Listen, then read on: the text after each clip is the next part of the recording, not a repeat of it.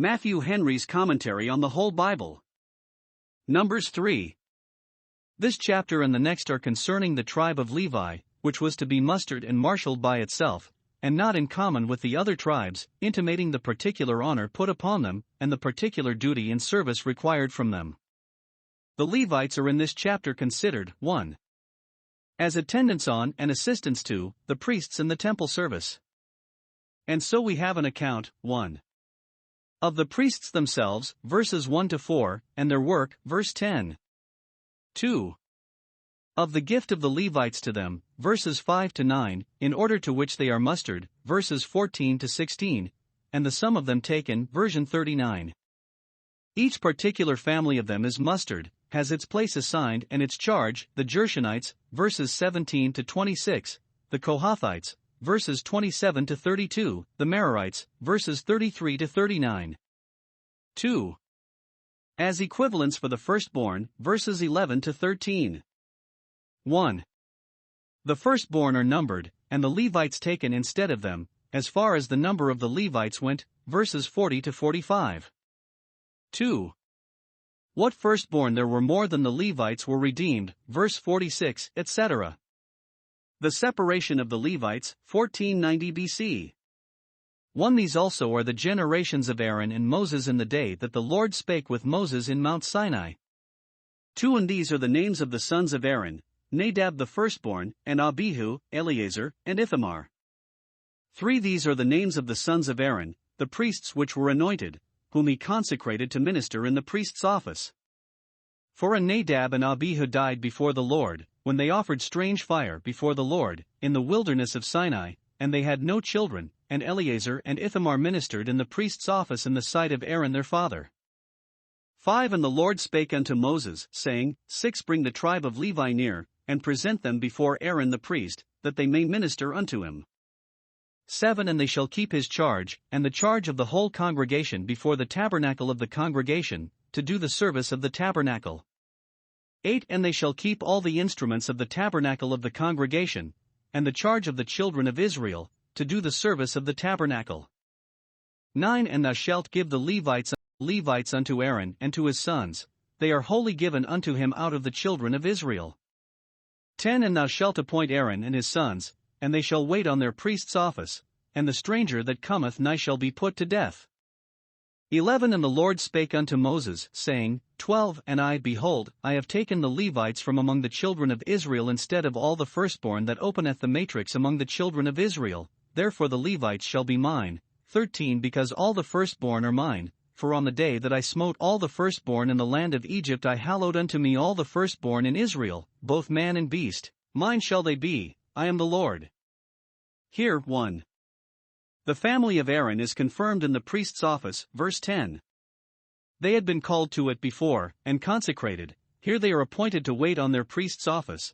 The apostle uses this phrase, Romans 12 verse 7, let us wait on our ministry.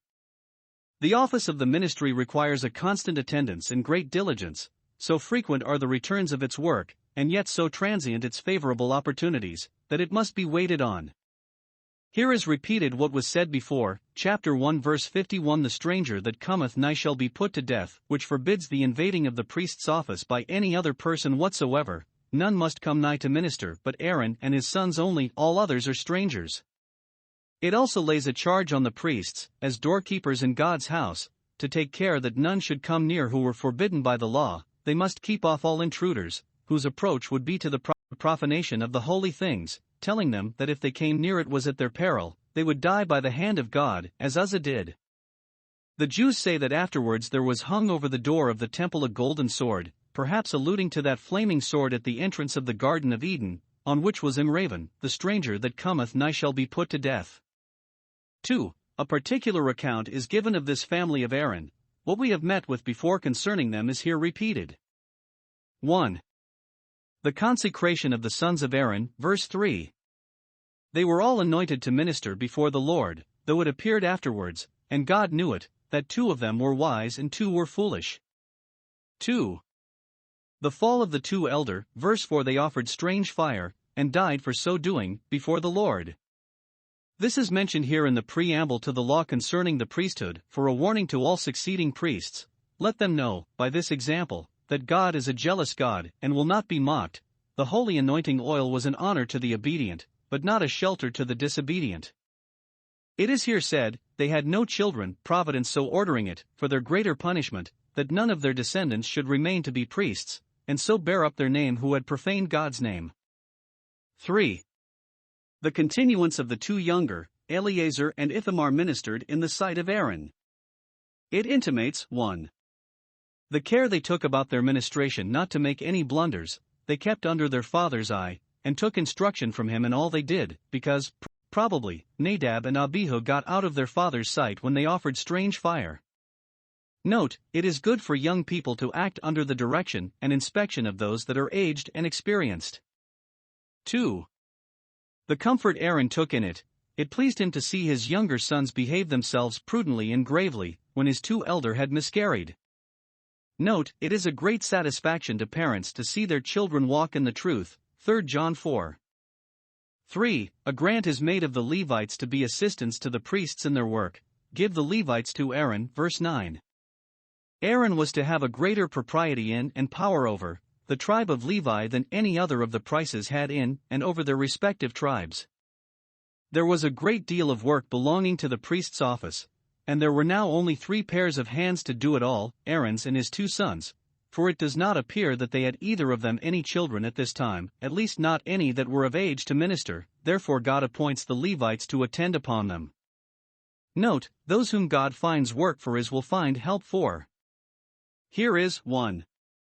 The service for which the Levites were designed. They were to minister to the priests in their ministration to the Lord, verse 6, and to keep Aaron's charge, verse 7, as the deacons to the bishops in the evangelical constitution, serving at tables, while the bishops waited on their ministry.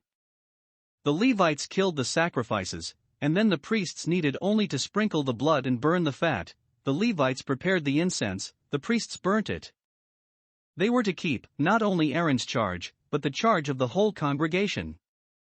Note, it is a great trust that is reposed in ministers, not only for the glory of Christ, but for the good of his church, so that they must not only keep the charge of the great high priest, but must also be faithful to the souls of men in trust for whom a dispensation is committed to them.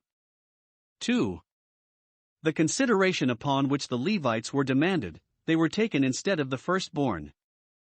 The preservation of the firstborn of Israel, when all the firstborn of the Egyptians, with whom they were many of them mingled, were destroyed, was looked upon by him who never makes any unreasonable demands as cause sufficient of the appropriating of all the firstborn thenceforward to himself. Verse 13. All the firstborn are mine. That was sufficient to make them his, though he had given no reason for it, for he is the sole fountain and Lord of all beings and powers, but because all obedience must flow from love, and acts of duty must be acts of gratitude. Before they were challenged into peculiar services, they were crowned with peculiar favors. Note, when he that made us saves us, we are thereby laid under further obligations to serve him and live to him. God's right to us by redemption corroborates the right he has to us by creation. Now, because the firstborn of a family are generally the favorites, and some would think it a disparagement to have their eldest sons servants to the priests, and attending before the door of the tabernacle, God took the tribe of Levi entire for his own, in lieu of the firstborn, verse 12. Note, God's institutions put no hardships upon men in any of their just interests or reasonable affections. It was presumed that the Israelites would rather part with the Levites than with the firstborn, and therefore God graciously ordered the exchange, yet for us he spared not his own son. 14. And the Lord spake unto Moses in the wilderness of Sinai, saying, 15. Number the children of Levi after the house of their fathers, by their families, every male from a month old and upward shalt thou number them. 16. And Moses numbered them according to the word of the Lord, as he was commanded. 17. And these were the sons of Levi by their names, Gershon, and Kohath, and Merari. 18. And these are the names of the sons of Gershon by their families, Libni and Shimei. 19. And the sons of Kohath by their families, Amram and Izhar, Hebron and Uzziel. 20. And the sons of Merari by their families, Mali and Mushi. These are the families of the Levites according to the house of their fathers. 21. Of Gershon was the family of the Libnites, and the family of the Shirmites. These are the families of the Gershonites. 22. Those that were numbered of them, according to the number of all the males, from a month old and upward, even those that were numbered of them were 7,500. 23 The families of the Gershonites shall pitch behind the tabernacle westward. 24 And the chief of the house of the father of the Gershonites shall be Eliasaph the son of Lael. 25 And the charge of the sons of Gershon in the tabernacle of the congregation shall be the tabernacle, and the tent, the covering thereof, and the hanging for the door of the tabernacle of the congregation. 26 And the hangings of the court, and the curtain for the door of the court, which is by the tabernacle, and by the altar round about, and the cords of it for all the service thereof. 27 And of Kohath was the family of the Amramites, and the family of the Izaharites, and the family of the Hebronites, and the family of the Uzzielites. These are the families of the Kohathites. 28 And the number of all the males, from a month old and upward, were 8,600, keeping the charge of the sanctuary. 29 The families of the sons of Kohath shall pitch on the side of the tabernacle southward. 30 And the chief of the house of the father of the families of the Kohathites shall be Elizaphan the son of Uzziel. 31 And their charge shall be the ark, and the table, and the candlestick, and the altars, and the vessels of the sanctuary wherewith they minister, and the hanging, and all the service thereof. 32 And Eleazar the son of Aaron the priest shall be chief over the chief of the Levites, and have the oversight of them that keep the charge of the sanctuary. 33 Of Merari was the family of the Mahlites, and the family of the Mushites. These are the families of Merari.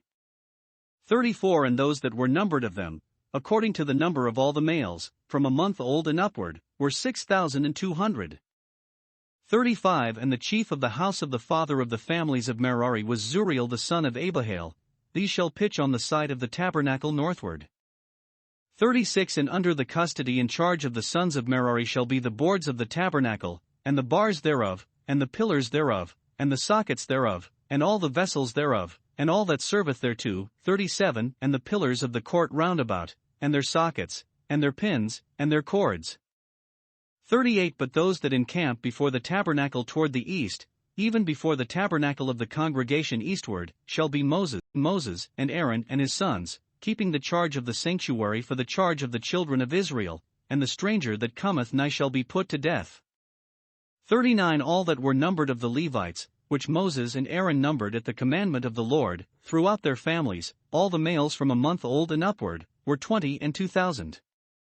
The Levites being granted to Aaron to minister to him, they are here delivered to him by tale, that he might know what he had, and employ them accordingly. Observe. 1. By what rule they were numbered, every male from a month old and upward, verse 15. The rest of the tribes were numbered only from 20 years old and upwards, and of them those only that were able to go forth to war, but into the number of the Levites they must take in both infants, and infirm, being exempted from the war. It was not insisted upon that they should be of age and strength for the wars. Though it appears afterwards that little more than a third part of the Levites were fit to be employed in the service of the tabernacle, about 8,000 out of 22,000, chapter 4 verses 47 and 48, yet God would have them all numbered as retainers to his family, that none may think themselves disowned and rejected of God because they are not in a capacity of doing him that service which they see others do him. The Levites of a month old could not honor God and serve the tabernacle, as those that had grown up, yet out of the mouths of babes and sucklings the Levites' praise was perfected. Let not little children be hindered from being enrolled among the disciples of Christ, for such was the tribe of Levi, of such is the kingdom of heaven, that kingdom of priests. The redemption of the firstborn was reckoned from a month old, chapter 18 verses 15 and 16, therefore from that age the Levites were numbered. They were numbered after the house of their fathers, not their mothers, for, if the daughter of a Levite married one of another tribe, her son was not a Levite, but we read of a spiritual priest to out God who inherited the unfeigned faith which dwelt in his mother and grandmother, 2 Timothy 1 verse 5. 2. How they were distributed into three classes, according to the number of the sons of Levi, Gershon, Kohath, and Merari, and these subdivided into several families, verses 17 to 20. 1. Concerning each of these three classes we have an account. 1. Of their number. The Gershonites were 7,500. The Kohathites were 8,600. The Merarites were 6,200. The rest of the tribes had not their subordinate families numbered by themselves as those of Levi.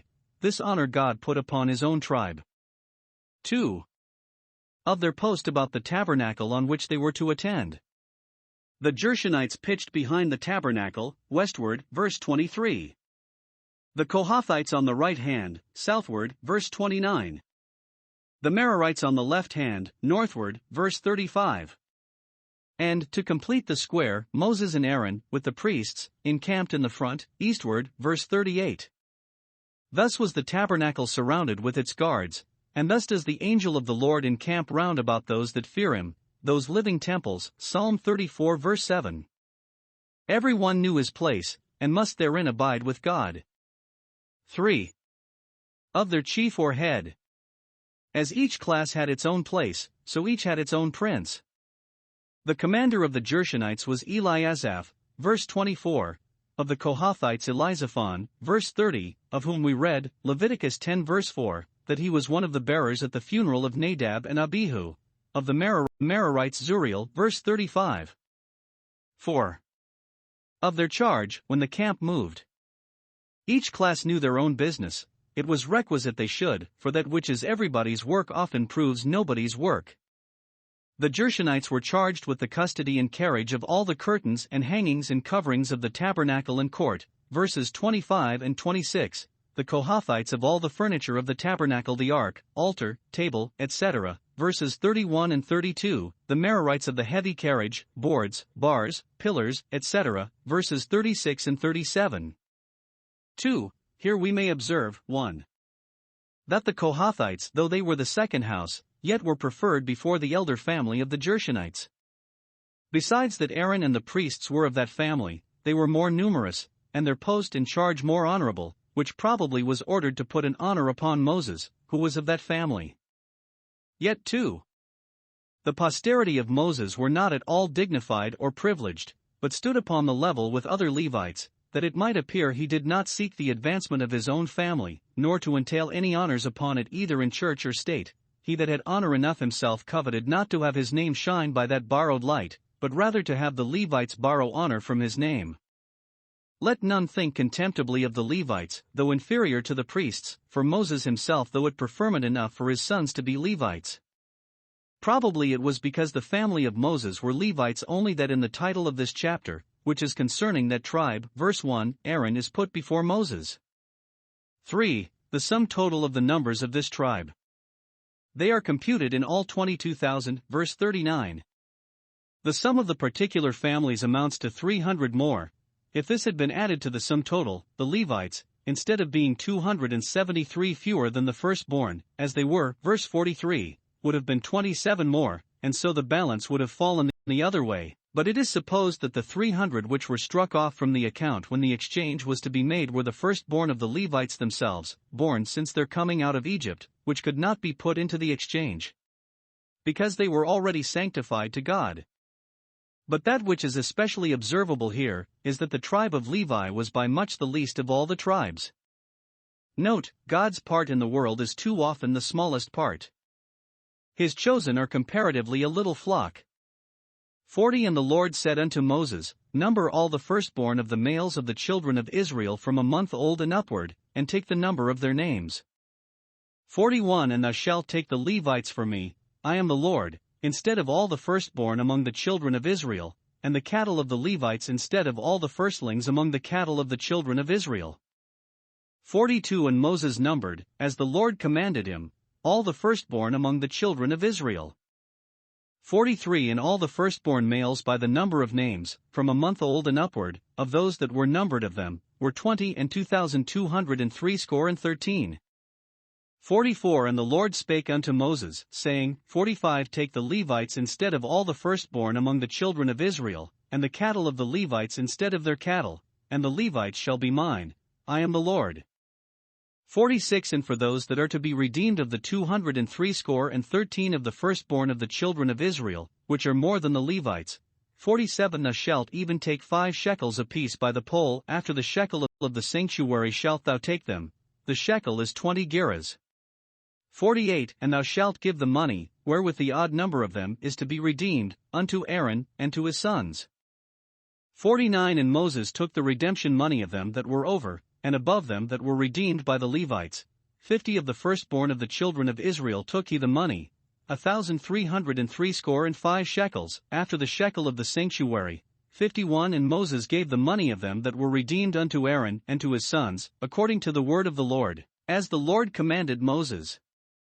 Here is the exchange made of the Levites for the firstborn. 1. The firstborn were numbered from a month old, verses 42 and 43. Those certainly were not reckoned who, though firstborn, had become heads of families themselves, but those only that were under age, and the learned Bishop Patrick is decidedly of opinion that none were numbered, but those only that were born since their coming out of Egypt, when the firstborn were sanctified, Exodus 13 verse 2. If there were 22,000 firstborn males, we may suppose as many females, and all these brought forth in the first year after they came out of Egypt, we must hence infer that in the last year of their servitude, even when it was in the greatest extremity, there were abundance of marriages made among the Israelites. They were not discouraged by the present distress, but married in faith, expecting that God would shortly visit them with mercy, and that their children, though born in bondage, should live in liberty and honor. And it was a token of good to them, an evidence that they were blessed of the Lord, that they were not only kept alive, but greatly increased, in a barren wilderness. 2. The number of the firstborn, and that of the Levites, by a special providence, came pretty near to each other. Thus, when he divided the nations, he set the bounds of the people according to the number of the children of Israel. Deuteronomy 32 verse 8. Known unto God are all his works beforehand, and there is an exact proportion between them, and so it will appear when they come to be compared.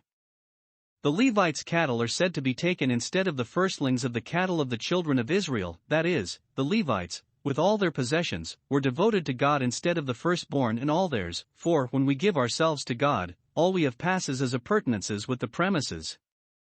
3.